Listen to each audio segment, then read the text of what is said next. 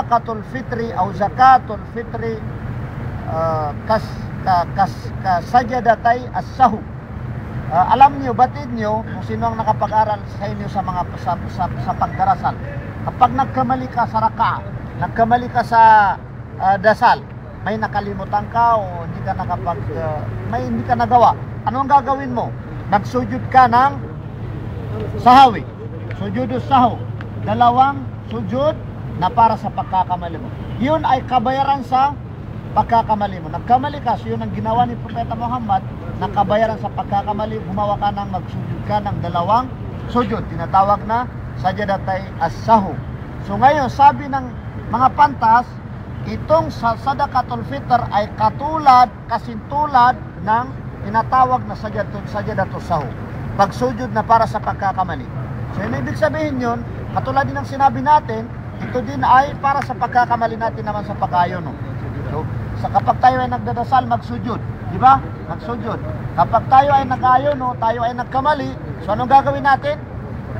Magbigay ng sadaqatul fitr o kaya zakatul fitr na sigurado na hindi maiwasan yung pagkakamali. Walang sino man sa atin na makatitiyak na hindi siya nagkamali, hindi siya nakapagsilika ng hindi maganda, hindi nakapaglayunin ng hindi maganda. So ano ang kailangan doon?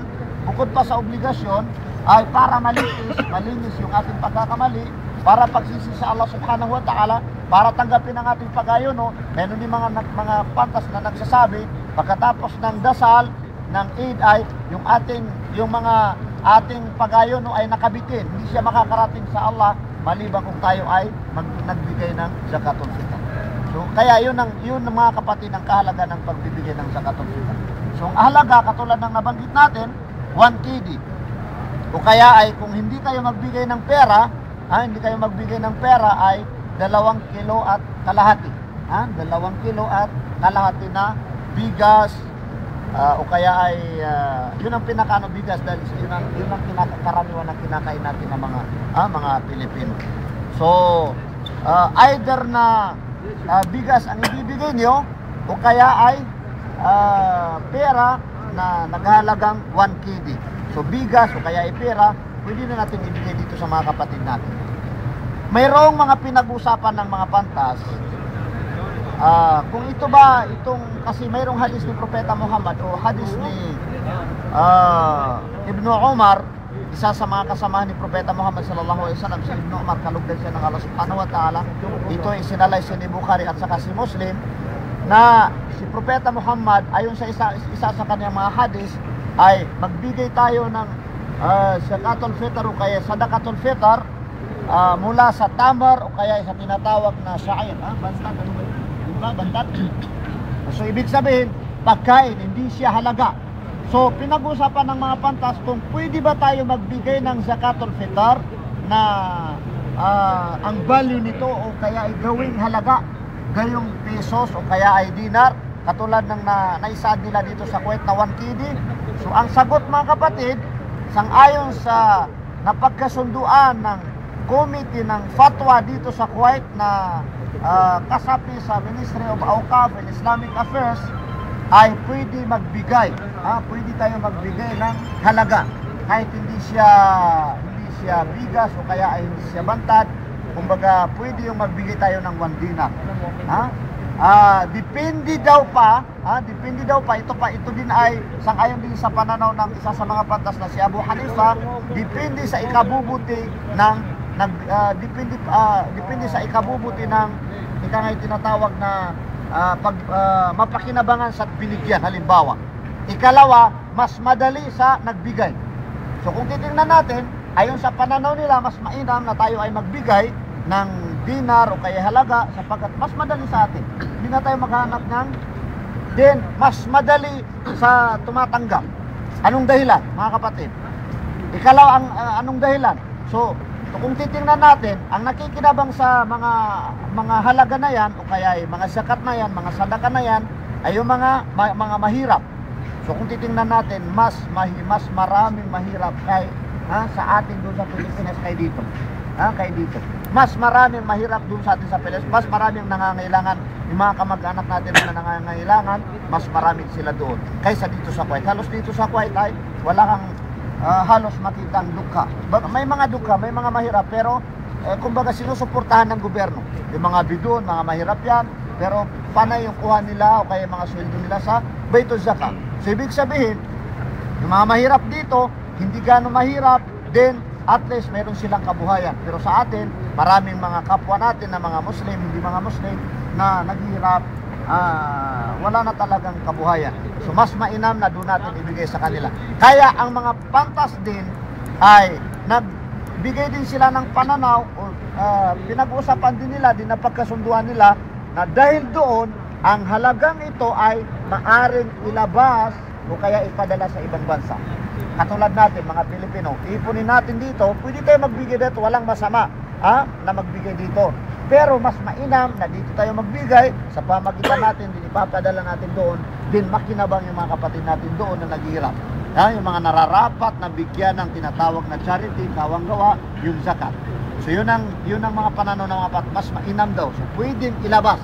Kung may marinig kayo, sino man na magsalita na hindi pwedeng gawing halaga, so kinakailangan pakinggan yun, kinakailangan na kumbagay pag-usapan, o kaya hindi pwedeng ilabas sa ibang bansa, so kinakailangan na pag-usapan, dahil di natin hinahanap yung para pahirapan yung mga tao.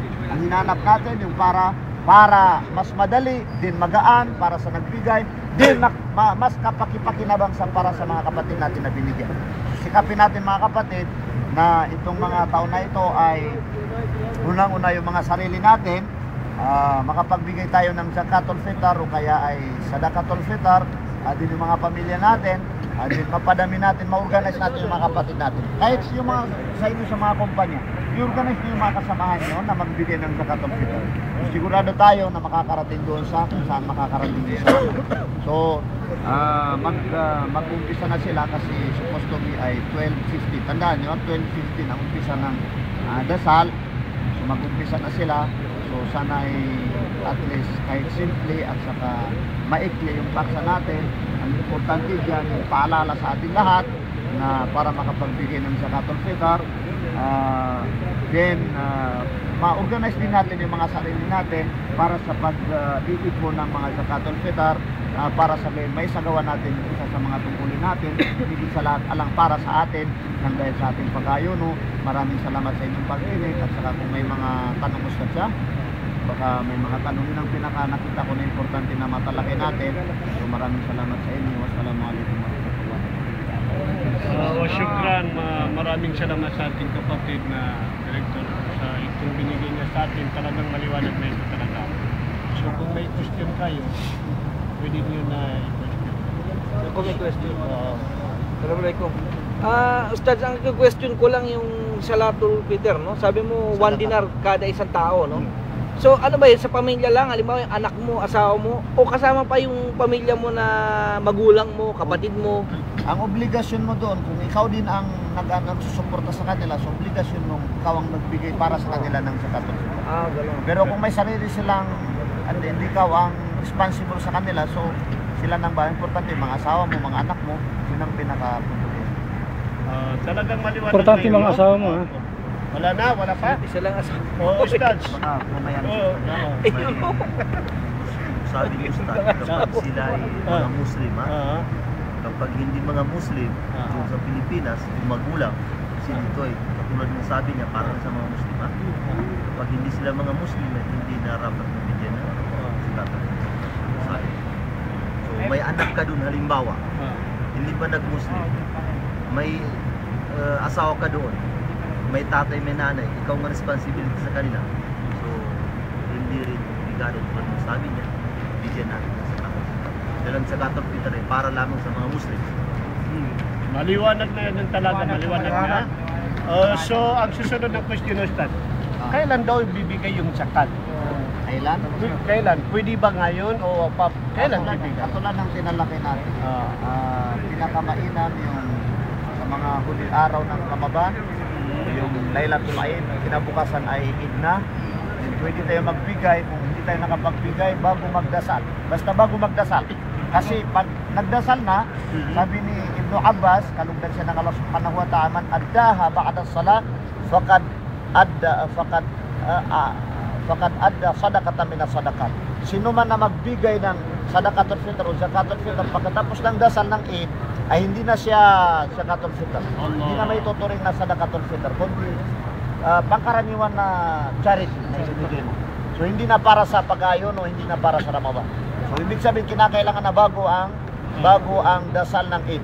Pero walang mainam magmula ng pumasok yung Ramadan, walang kasamaan na magbigay tayo pwede rin magbigay ng zakatul fitr. Halimbawa ngayon, at saka yung mga nakapagbigay ng zakatul fitr ay pwede din sa kanila na Maliwanag na yun talaga. Maliwanag na. Ang ibig sabihin, wag natin idili yung zakat na after pa ng salang. Eh, hindi na tayo nakapag-zakat. So ibigay lang natin, pwede daw ibigay hanggang hindi pa tayo makapag-dasal.